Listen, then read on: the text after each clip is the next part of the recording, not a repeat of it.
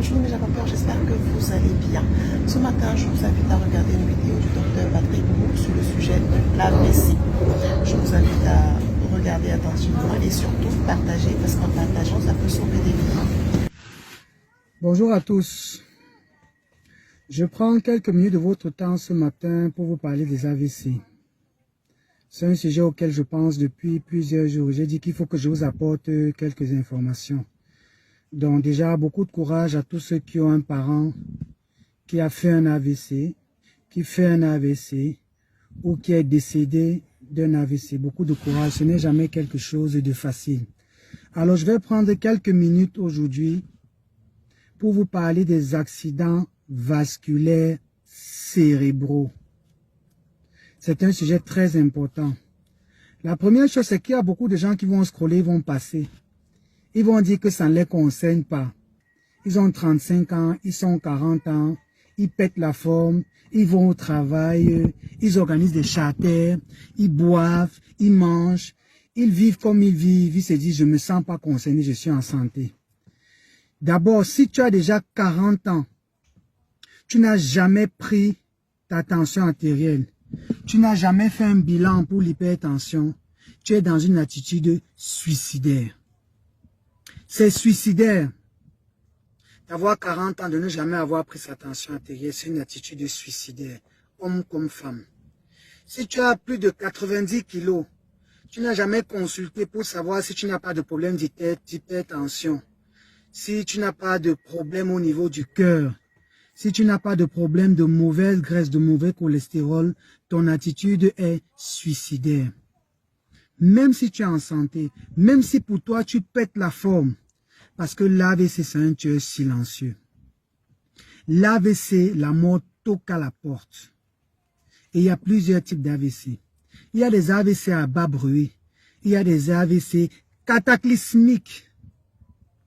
L'accident vasculaire cérébral est une complication fréquente attendue de l'hypertension artérielle. Et l'hypertension artérielle est une maladie silencieuse qui se révèle au stade de complication si vous n'allez pas chercher à savoir ce que vous avez. Je vais aller de façon rapide, je ne vais pas entrer dans la physiopathologie, les termes médicaux, le sodium est sorti, les vaisseaux, ceci, cela. Mais sache que l'hypertension artérielle est une condition qui modifie les vaisseaux sanguins.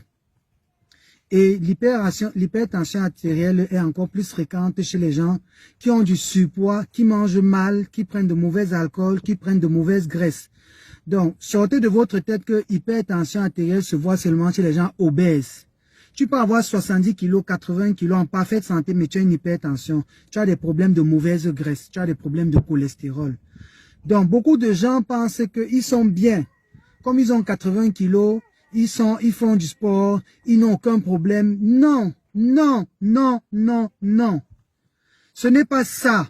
L'attitude là n'est pas bonne.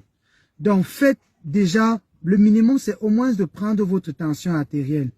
Donc l'hypertension artérielle va modifier les vaisseaux sanguins dans tout le corps. Mais il y a certains organes qui vont souffrir plus que d'autres, notamment le cerveau.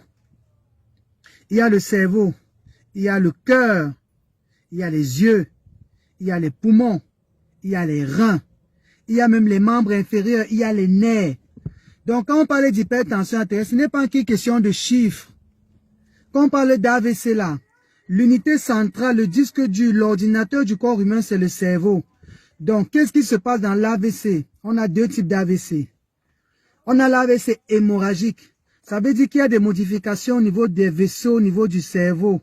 Les vaisseaux là parfois commencent à grossir à certains endroits ou commencent à devenir durs. Et quand ça devient dur comme ça éclate. Donc si vous avez une partie du cerveau qui commandait la main gauche qui éclate, la main gauche ne va pas plus bouger. Mais pas seulement ça. Le problème c'est que quand le sang va remplir la tête, comme le crâne est dur, le crâne est dur, le crâne est dur.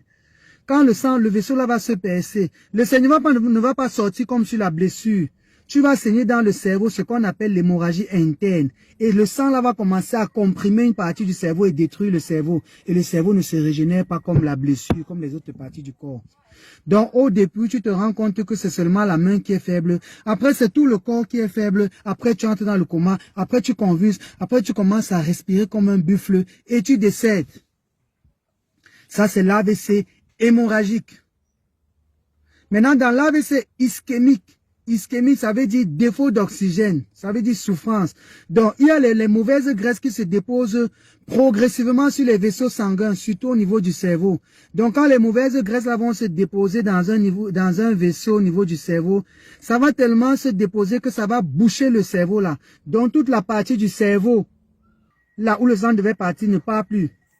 Donc, c'est ce qu'on appelle un AVC ischémique. Maintenant, là, comme le cerveau est bouché là, il y a l'œdème qui va se former parce que ça va se nécroser, ça va pourrir entre guillemets, ça va mourir et ça va commencer à attaquer les parties qui sont autour. C'est ce qu'on appelle l'AVC ischémique.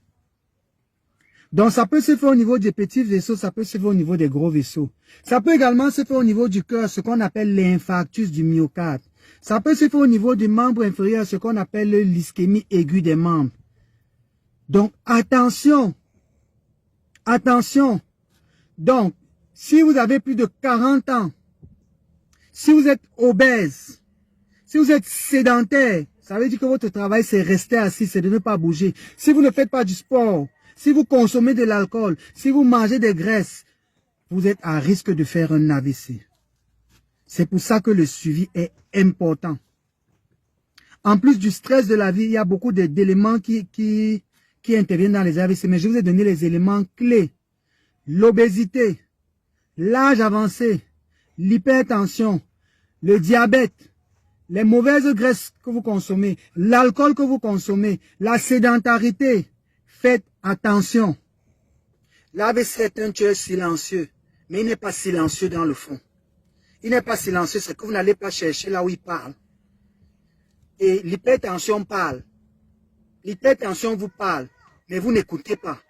Parce que vous dites non, je suis jeune. Non, vraiment, regarde-le, regarde-moi. Parce que tu as 80 kilos, tu regardes quelqu'un qui a 90 kilos avec mépris. Après, quand tu fais ton AVC, on dit que c'est la sorcellerie. C'est triste, ça fait mal. Ça fait mal de voir des orphelins à cause d'un père, à cause d'une mère qui est décédée d'un AVC. C'est triste, ça fait mal. Ou qui gardent des séquelles. Parce que les séquelles sont terribles. Les séquelles sont terribles de l'hypertension. Ce n'est pas seulement l'AVC. Ça attaque les yeux, ça rend aveugle. Ça attaque les reins. Ça attaque le cœur. Ça attaque les poumons. Ça attaque le cerveau. Donc, mon message, il est simple.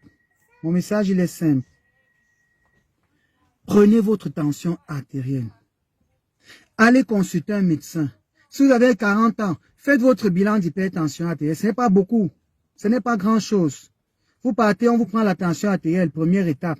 On vous fait le taux de cholestérol, deuxième étape. On peut vous faire une radio des poumons, troisième étape, pour voir la forme du cœur. On peut vous faire un ECG, pour voir si le cœur fonctionne bien. On peut vous faire une écho-cœur, pour s'assurer que tout fonctionne bien.